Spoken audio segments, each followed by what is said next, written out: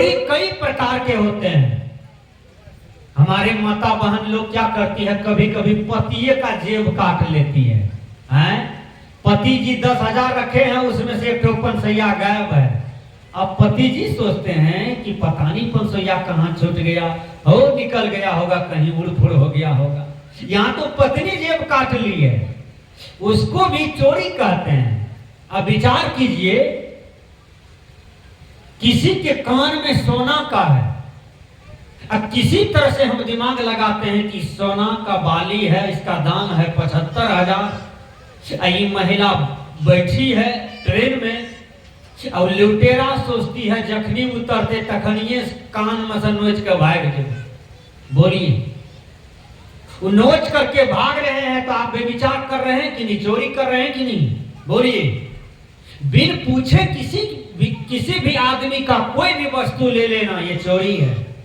विचार कीजिएगा, किसी का रसूल चुरा लेते हैं, प्याज चुरा लेते हैं, आलू चुरा लेते हैं, कद्दू चुरा लेते हैं, खीरा चुरा लेते हैं, ये सब भी एक प्रकार की चोरी है।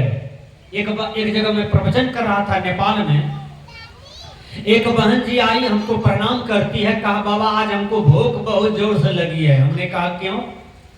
कहा बाबा आप ही का प्रवचन सुन रहे थे, घर में भंडार रूम में हम भोजन बना दिए थे, भात बनाए थे, लाफ का साग बनाए थे, आलू का चटनी बनाए थे। हम सोचे जाते हैं बाबा का प्रवचन सुनेंगे, सुन के आएंगे तो खा लेंगे। सुनने आए, उधर भात लाफ का साग चटनी के जोड़ा के खा गया, हंडी खाली है, कोई कहता हम खाए। अब विचार कीजिए, आदमी चोरी करते हैं तो यहां भातों रोटी चोरी होता है।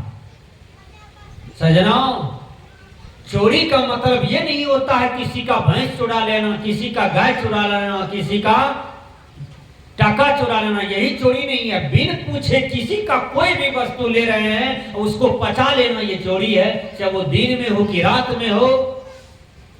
इसलिए चोरी कर्म से बचिए।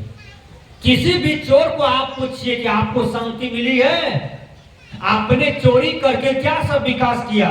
10 बीघा जमीन खरीदे हैं, आपने 10 मंजिला बना लिया।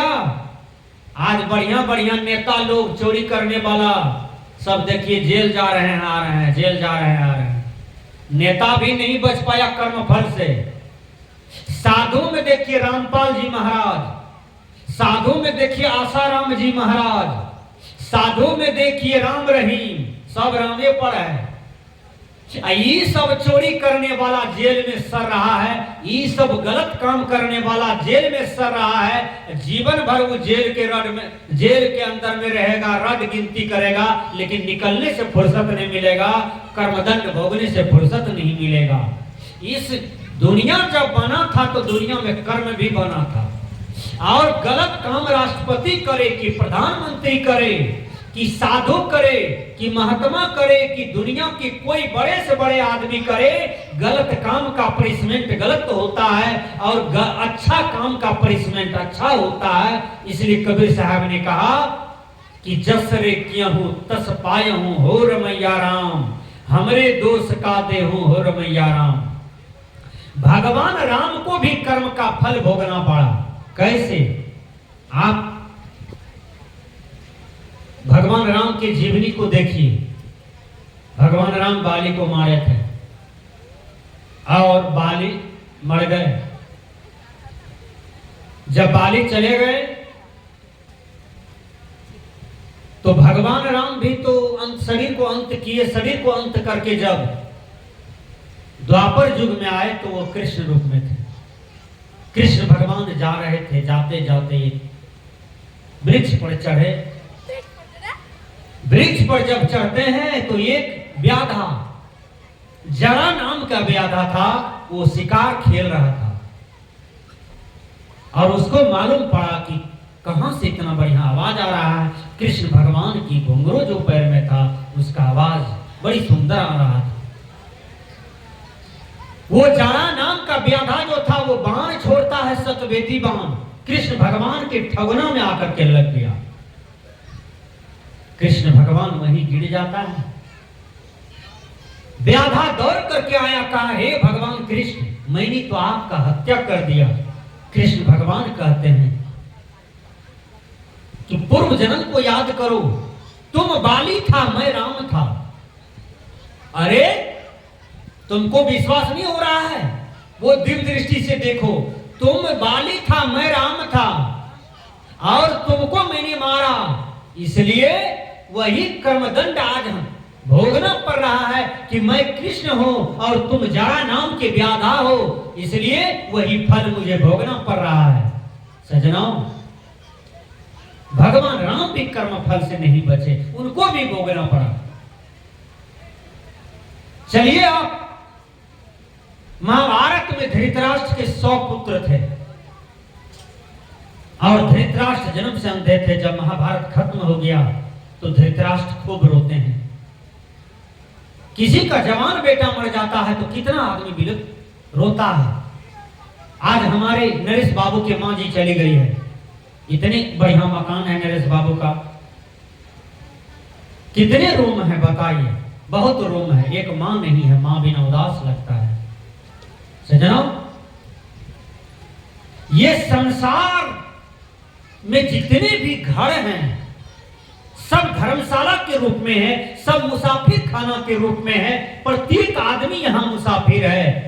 जैसे धर्मशाला में रात भर के लिए कोई मुसाफिर रहता है और सुबह होते ही अपना बैग लेता है, दौड़ करके ट्रेन पकड़ता है और अपना घर चला जाता है। जब घर जाता है तो धर्मशाला का याद करता है कि रात भर मैंने कितना क्या से क्या नहीं उस धर्मशाला में देखा, केवल याद करता है। उसी प्रकार आपको जो ये मकान है, ये धर्मशाला के रूप में आपको दिया गया है, लेकिन क्षण में आपसे छीन लेगा, क्योंकि मकान आपका नहीं है। जमीन आपके पास है, वो क्षण में छीन लेगा। टका पैसा बेटा बेटी आपके पास है, वो आपसे क्षण में छीन लेगा। आपका यहाँ कुछ नहीं है, आप अकेले दुनिया में आए थे और अकेले दुनिया से जा रहे हैं। यही तो प्रकृति का गजब नियम है। आज तक कोई किसी के साथ में नहीं गया है, सब अकेले आया और अकेले चला गया। राम भगवान अकेले चले गए, सीता जी उसके साथ में नहीं गई।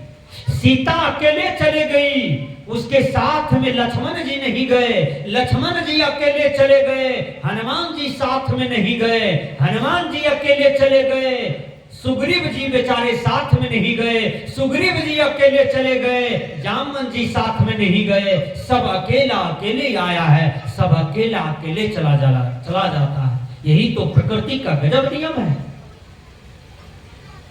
मैंने कहा ये दुनिया धर्मशाला के रूप में है। एक बार कबीर साहब रास्ते से जा रहे थे, ध्यान से सुनिए। कबीर साहब को शाम हो गया।